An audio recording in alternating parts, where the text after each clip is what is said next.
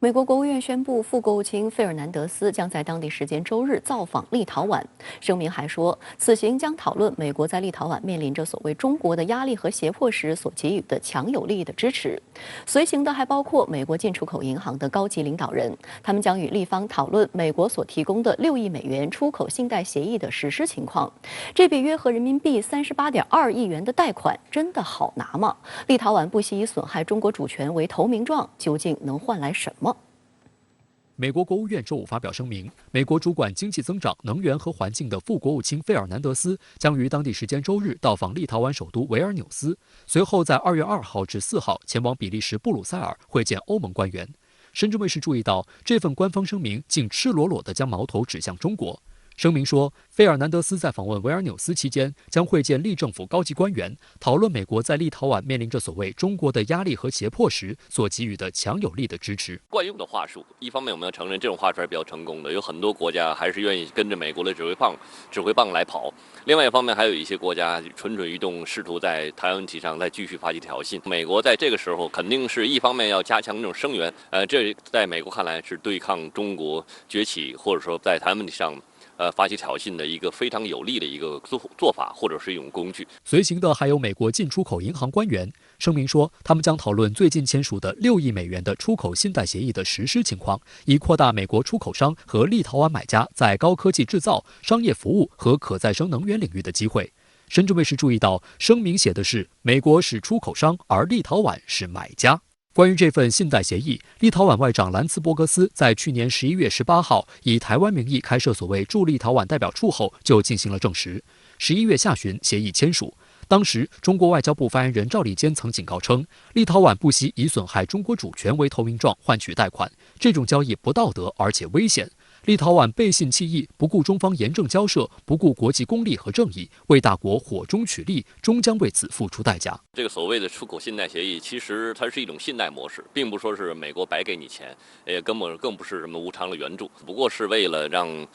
立陶宛能够更多的或者更快捷的从美国购买美国商品。其实对于美国而言的话，是一本万利的，甚至可以说是无本生意。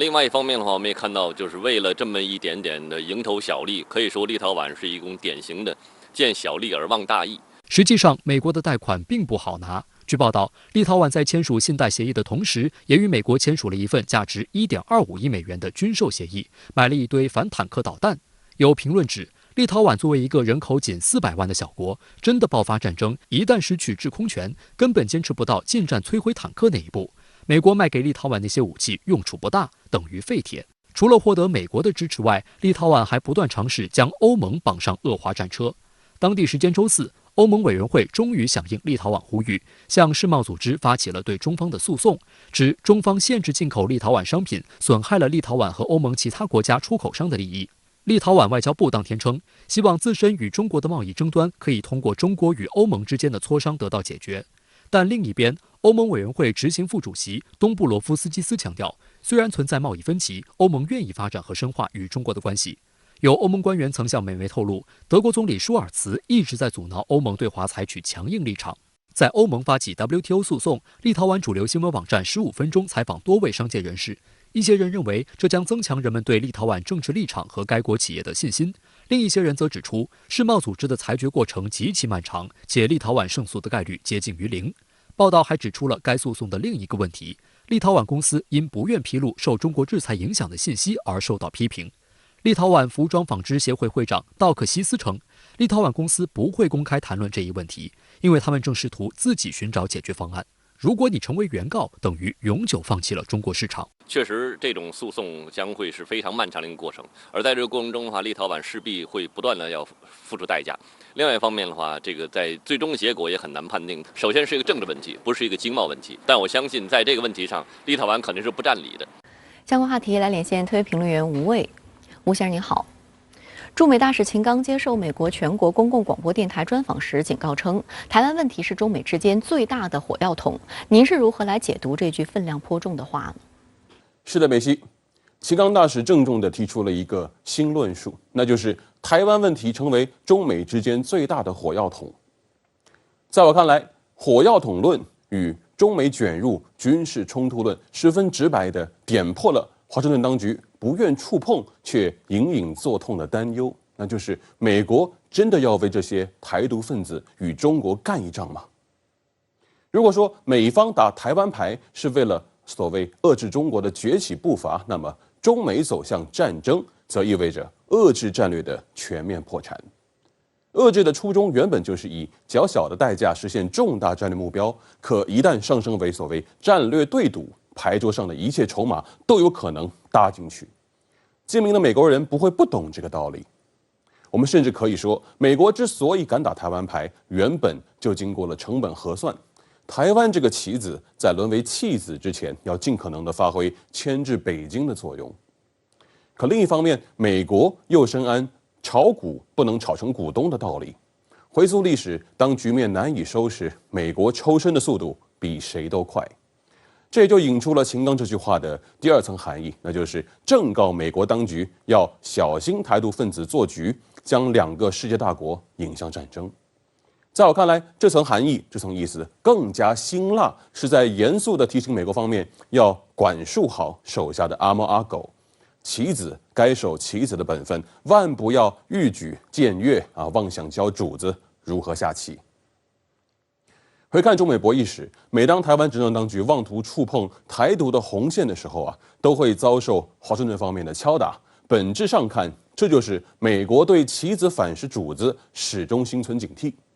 然而这些年，为了保持对华打压力度，美国方面竟然对台湾执政当局的许多胡作非为采取了默许甚至是鼓励的态度，这是极其危险的。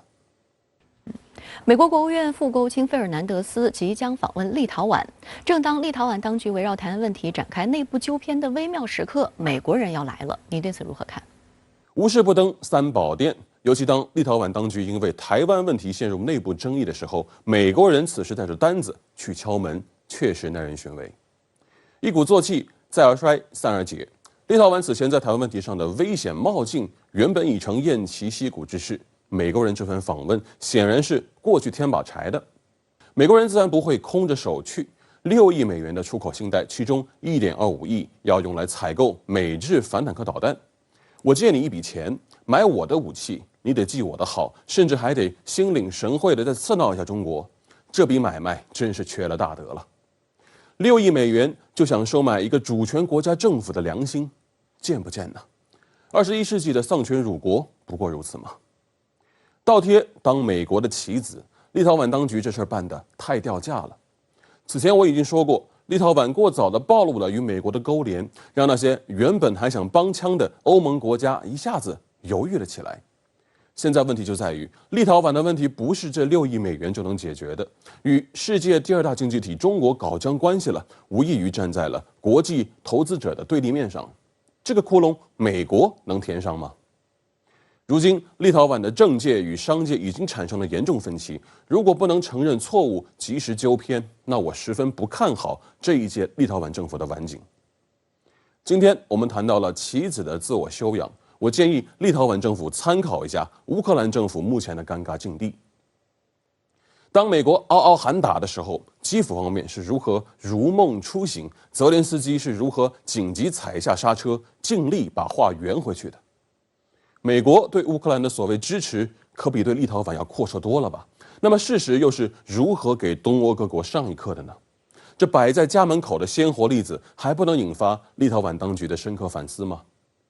这个例子同样也给欧盟上了一课，尤其当美国政府的特使带着所谓友谊与诚意来敲门的时候。